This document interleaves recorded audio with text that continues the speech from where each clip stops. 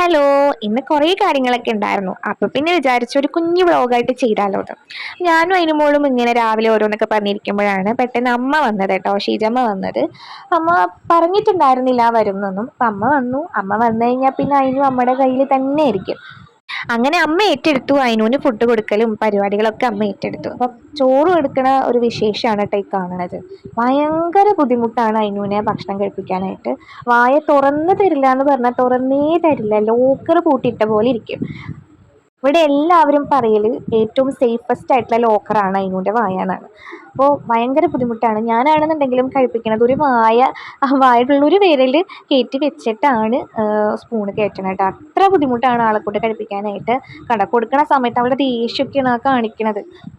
അവിടെ നിങ്ങളുടെ പീക്കിരീസും ഇങ്ങനെയൊക്കെ തന്നെയാണോ കാണിക്കണത്? ഇവിടുത്തെ ആള് ഭക്ഷണം കഴിക്കാൻ ഭയങ്കര ശാഠ്യമാണ്. അപ്പോൾ ചില സമയത്ത് പെട്ടെന്ന് പെട്ടെന്ന് ആൾ കഴിച്ചോളും. പിന്നെ ഇഷ്ടപ്പെട്ട പാട്ടുകൾ വെച്ച് കൊടുക്കുകയാണെന്നുണ്ടെങ്കിൽ ആൾ വേഗം വേഗം കഴിച്ചോളും.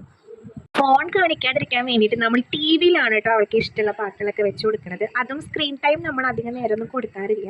അവർക്ക് കണ്ണിന് വെള്ളം വരും, പിന്നെ കണ്ണിന് ബുദ്ധിമുട്ടാവും എന്നൊക്കെ പറഞ്ഞിട്ട്. പക്ഷെ എന്നാലും പാട്ട് കണ്ടാൽ കഴിക്കുന്നുള്ളതുകൊണ്ട് കഴിക്കുന്ന സമയത്ത് നമ്മൾ പാട്ട് വെച്ച് കൊടുക്കാൻ നിർബന്ധിതരാകാറുണ്ട്. ടാറ്റ കൊടുക്കണോ? ആർക്ക് ടാറ്റ കൊടുക്കണം? ആർക്കാണ്?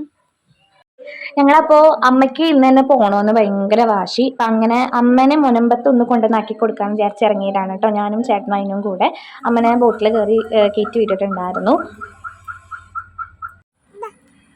അങ്ങനെ ഞാനും അയിനുമോളും ചേട്ടനും കൂടെ അനുമേമനെ വിളിക്കാൻ വന്നിരിക്കുകയാണ്. അല്ല അന്നു അല്ലേ?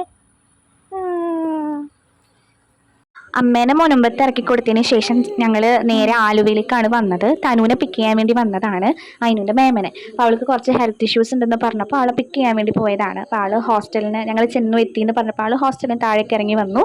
ഞങ്ങൾ 3 പേരും ആണ് ചെന്ന് കേട്ടോ. പിന്നെ തിരിച്ചു പോന്നു.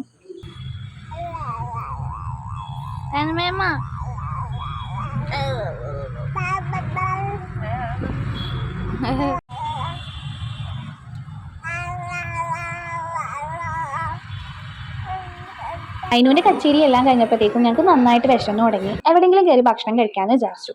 തനൂനാണെന്നുണ്ടെങ്കിൽ ഒന്നും വേണ്ട, നല്ല ചൂടുള്ളൊരു ചായ കിട്ടിയാൽ മതി എന്ന് പറഞ്ഞു. ബിരിയാണി ഇല്ലാത്തത് കൊണ്ട് മാത്രം ഞാനൊരു ഫ്രൈഡ് റൈസും ചേട്ടൻ പൊറോട്ടയും ബീഫും ഫേവറേറ്റ് ആയിട്ടുള്ളതും കഴിച്ചു. തനു കട്ടൻ ചായ മാത്രം.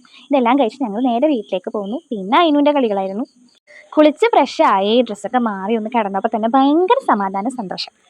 എവിടെയെങ്കിലും ഒന്ന് പോയി വന്നിട്ടുണ്ടെങ്കിൽ മുടിയൊക്കെ ഒന്ന് മേലേക്ക് വാരി കെട്ടി ആ ഡ്രസ്സൊക്കെ ഒന്ന് വഴിച്ചൂരി മാറ്റി നമുക്ക് ഏറ്റവും എനിക്ക് ലൂസായിട്ടുള്ള ഡ്രസ്സൊക്കെ എടുത്തിട്ട് മുഖമൊക്കെ ഒന്ന് കഴുകി ഫ്രഷ് ആയിരിക്കുമ്പോൾ തന്നെ കിട്ടുന്ന സുഖലേ സ്വർഗം. നിങ്ങൾക്കും അങ്ങനെ തന്നെയാണോ? പിന്നെ കുറേ നേരം മേമയും മോളുടെയും കളികളായിരുന്നു. ഓരോ ഒച്ചുണ്ടാക്കലും കളികളൊക്കെ ആയിരുന്നു. മേമനായിട്ട് അവൾ പണ്ടേ സെറ്റാണ്.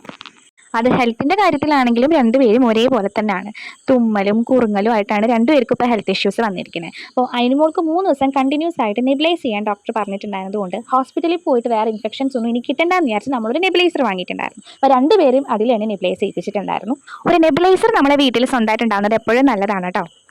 വീഡിയോ ഇഷ്ടപ്പെട്ടെങ്കിൽ എല്ലാവരും ഒന്ന് സബ്സ്ക്രൈബ് ചെയ്യണം.